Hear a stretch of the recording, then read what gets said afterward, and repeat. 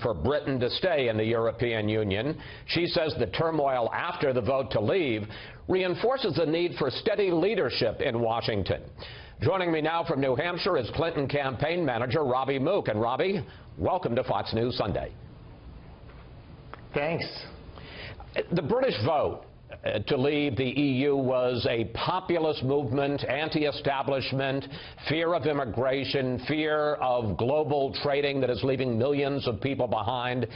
Isn't that kind of working class anger what's driving Donald Trump's campaign here in the U.S.? Well, Chris, you obviously don't want to create too many false equivalencies between a referendum overseas about an economic union and a vote here in the United States for president. But if your question is about the feeling of the electorate, I think there is a similarity. Voters here in the United States are incredibly frustrated. There aren't enough new jobs getting created. Wages aren't rising. So people are very, very frustrated. And the next president is going to have to address that issue. And I think the Brexit event is actually very instructive, and I think voters were taking stock of how both candidates responded to the situation. Hillary Clinton came out very quickly, obviously said that the voters had spoken, but said that we need to make sure that middle-class family savings, hard-earned savings, aren't affected by what happens. In complete contrast, Donald Trump went out, talked about his golf course, all the fancy plumbing at his resort, and said that he was actually glad that the British pound was plummeting because it would help his bottom line. There's a real contrast here. Hillary Clinton looks at this through the lens of how it's going to affect middle-class families. Donald Trump through the lens of how it will help his bottom line, and Robbie, underscores how he is fundamentally unfit to be our next president. Let me pick up on that, though, because Trump says that he's the change agent, that he's the outsider. Take a look. She believes she's entitled to the office. Her campaign slogan is, "I'm with her." You know what my response is to that? I'm with you, the American people. Trump's making much the same argument that Bernie Sanders used so effectively against Clinton. Well, let's step back and look at Donald Trump's record. He has a lot of slogans, but at every juncture, he has always done what's best for his own bottom line. And his ideas are a fundamental threat to our economy. He's talked about defaulting on the national debt, called himself the king of debt. Independent economists say that he would plunge us into an economic ice age. So I don't think Donald Trump is on the side of any family in the United States. Certainly not on their economic side. And if we look at how he's conducted his business, the way that he hasn't paid small business contractors, the way he's cheated hourly wage workers, Donald Trump has made a lot of money, but he's hurt a lot of people in his wake. And I think families need to be very skeptical. He's certainly on the side of his bottom line and his bank account. Robbie, one of the points that Clinton made was she said this shows the need for steady leadership, but Trump has an answer to the leadership question. He says that Clinton was part of the failed Russian reset, the decision to pull all U.S. troops out of Iraq, Benghazi, the failed intervention. Take a look to what he had to say. The Hillary Clinton foreign policy has cost America thousands of lives and trillions of dollars, and unleashed ISIS across the world. No Secretary of State has been more wrong, more often, and in more places than Hillary Clinton. Robbie, on the question of leadership, how will Clinton explain a number of failures on her watch? Well, let's be very clear about something. Donald Trump can, throw a bunch of platitudes out there and try to obscure, what's really going on here. Donald Trump is temperamentally unfit to be our commander, to have access to the nuclear codes, and to have the lives of our men and women in uniform in his hands. The fact of the matter is that Secretary Clinton served as Secretary of State. She was in the room during the decision to take out bin Laden. Nobody in our history has been more prepared to be our commander-in-chief than Hillary Clinton.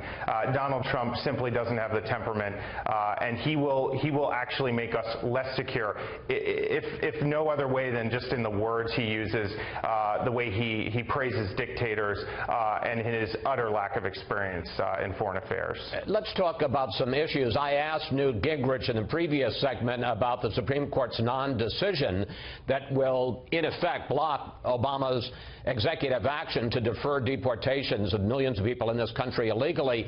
Do you see any signs in the aftermath of that decision by the court that Hispanic voters will turn out to register and to vote in even greater numbers?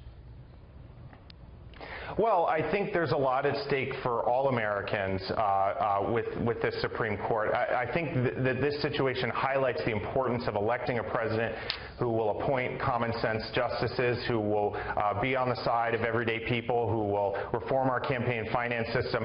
Look, we're talking about real families and real lives. There are thousands of people, thousands of families across this country that are being left in limbo right now. Hillary came out and very clearly said we have to get this matter resolved. We have to keep these families together. We look at Donald Trump. He talks about deporting people en masse, and he's put out a list of judges that he would appoint to the Supreme Court, and they're all right-wing extremists who will only make these problems worse. So I actually think this really highlights the importance of the choice of president and the kind of justices that they will appoint. House Democrats staged a sit-in on the House floor this week for some 26 hours to push for new gun laws. Since Al Gore and 2000, Democratic presidential candidates have tended to soft-pedal gun control because it tends, if anything, just to mobilize the pro-gun forces. Question, will Hillary Clinton campaign aggressively on tougher gun control this fall? Well, she's spoken out very clearly on this issue during the entire campaign, and she will obviously continue to do so.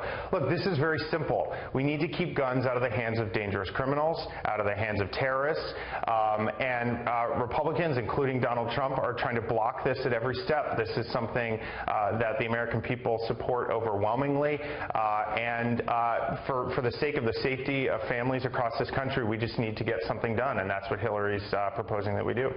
Then there's ethics, and Trump hit Clinton hard on that this week. She ran the State Department like her own personal hedge fund, doing favors for oppressive regimes, and many others, and really many, many others, in exchange for cash.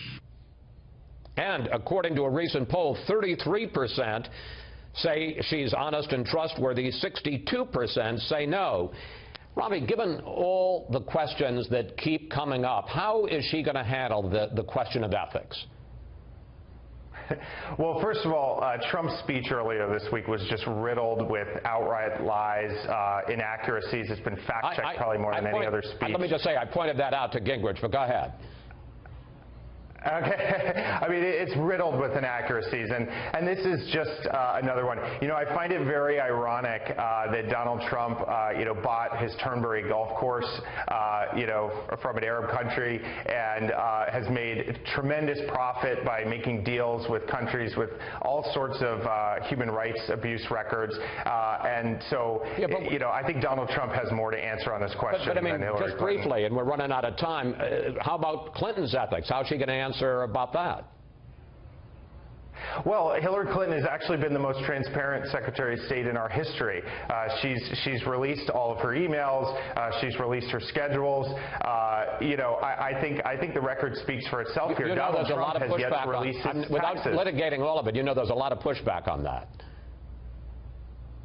Well, again, if we're talking about transparency and ethics, it has been a given for decades that presidential candidates release their taxes. Donald Trump refuses to do that. He refuses to release the documents related to Trump University. I think this is a deflection technique. Paul Manafort is trying to get a teleprompter in front of him and change the subject. It's just not working. And just real quickly on that subject, what about Hillary Clinton's transcripts for the Goldman Sachs speeches? Well, look, Donald Trump has given dozens of paid speeches himself. Nobody's asking him to release them. Again, Hillary Clinton has released her taxes for decades now. Donald Trump hasn't released a single one. we have to assume he's hiding something. I think Donald Trump has a lot of work to do before he starts asking questions about other candidates. Finally, as I discussed with Gingrich, your campaign has a huge advantage over Trump when it comes to money and staff and infrastructure, but that didn't stop Trump in the primaries. And that's really the issue. He's a different kind of candidate. You're running a traditional campaign. He isn't. Isn't this kind of asymmetric warfare when you're trying to deal with Donald Trump? Well, I think they're asymmetric candidates. I mean, Donald Trump is probably one of the most reckless, unfit candidates to ever seek the presidency. Hillary Clinton's probably one of the most prepared. Look, we're obviously doing everything we can to mobilize voters and turn them out on the ground, on the airwaves. There's so much at stake in this election. We don't want to leave anything to chance. But I think what's really going to drive this election is the tremendous difference between these candidates, how unfit, how dangerous Donald Trump is, how prepared and steady Hillary Clinton's going to be, and that's what we're going to keep talking about on the ground, on the airwaves throughout this campaign. Robbie, thank you. Thanks for joining us. Please come back. Thank you very much. I really appreciate it.